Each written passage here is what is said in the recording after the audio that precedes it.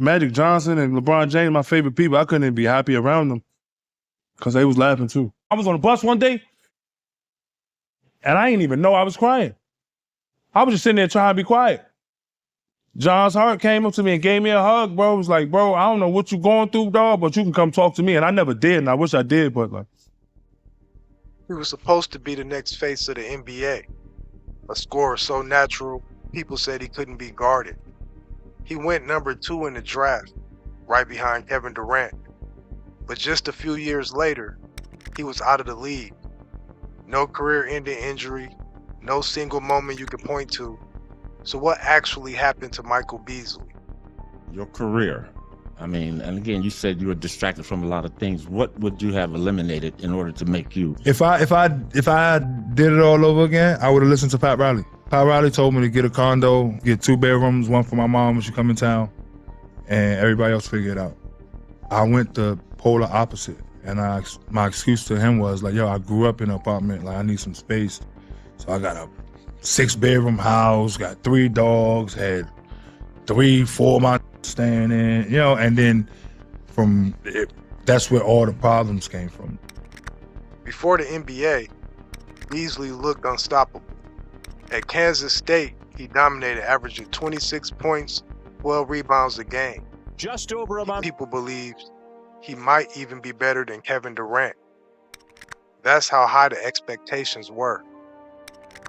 In 2008, he was drafted 2nd overall by the Miami Heat.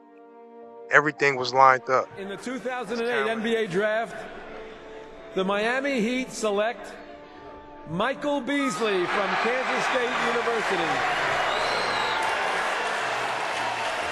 This means that freshmen have now gone 1-2 in the NBA draft for the 2nd straight year, and it's also the only 2 times in NBA history this has happened. Beasley, a unanimous first-team All-American, Big 12 Player of the Year, 26 points per game. I'm wondering, with all the speculation coming into this draft, were you concerned, were you scared that you wasn't going to end up being picked by the Miami Heat?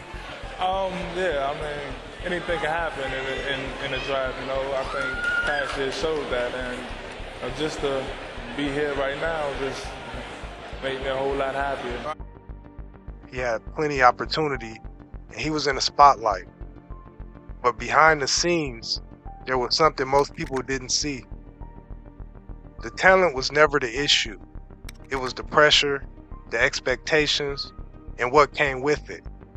Over time, reports started to come out about struggles off the court. I saw at one point in time you were living in your car for 2 years. Mm-hmm. Was that your absolute lowest point that you've been? I wish. You've been lower than living in your car? Yeah, that they got repossessed.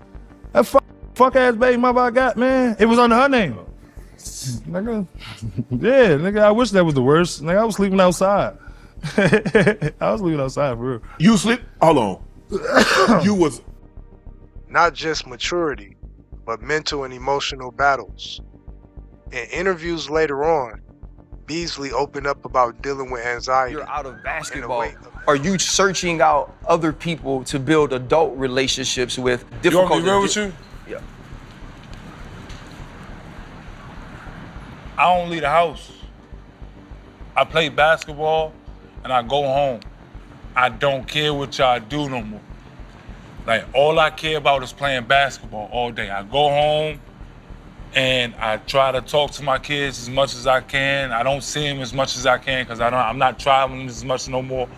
Bees, none of us can do it. None of us can do it alone, bro. Reach out because go out, you go, have to change, go out change where? the narrative. Go out where? Us 3. Bro, you be in Miami? If y'all party, I don't party, bro. No, we don't party, bro. I'm talking about you have kids, I have kids. Come to my house. We can get bounce houses for the kids. We can sit back on the porch, drink a couple beers, drink some wine, hang out. That's not sustainable, no bro. disrespect to what y'all got going on. I've been trying to find good people for so long. I'm tired, bro. And when you're expected to be a superstar, every mistake gets magnified. Every bad game becomes a headline. On the court, it started to show. One night he looked unstoppable. The next, he was disconnected. Coaches questioned his focus. Teams questioned his reliability. But what people didn't always understand was consistency isn't just about skill. Sometimes it's about what's going on in your head. Moments ago, now here is one for the books. Michael Beasley looking to check in for the Lakers and then is told, hey, Michael, come on back. You're wearing the wrong shorts. I got 4 And he words. heads back to the locker room instead of wearing. Beasley moved from team to team. He was drafted by Miami. He went to Minnesota, then to Phoenix. Each one was another chance, another opportunity to reset. And every time, you could see flashes of what he could have been, but the stability never fully came. And that's what makes this story so frustrating.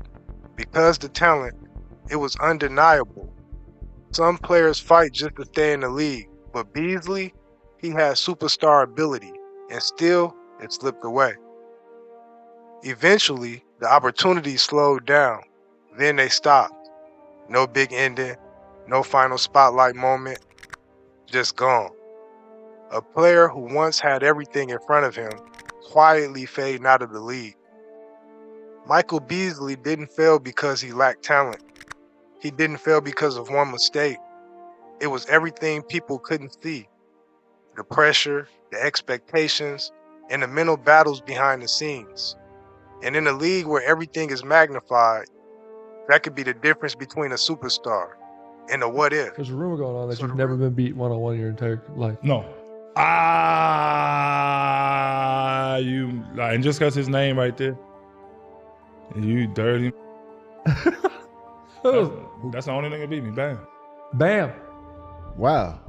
That's crazy. I didn't know Bam's that. the only person. Y'all don't know how good Bam is. Oh, I know how good No, he is. you don't. I do know. Bro, that Bam y'all getting, that Miami Heat, and that's all respect to him, because the Bam y'all getting instead of $100 million, $200 million. Bro, I know the Taylor Sports fan. Listen, when that, like, Bam, a point guard, stuck in that big ass body. Yep. So the real question is, how many other players went through the same thing and we never even realized it? But if you like this video, go ahead and subscribe for more stories in the future just like this. Because sometimes the biggest stories in sports are not the ones on the court. And as always, I appreciate you for tuning in, and I'll catch you at the next one. It's your boy Dizzle. I'm out. Peace.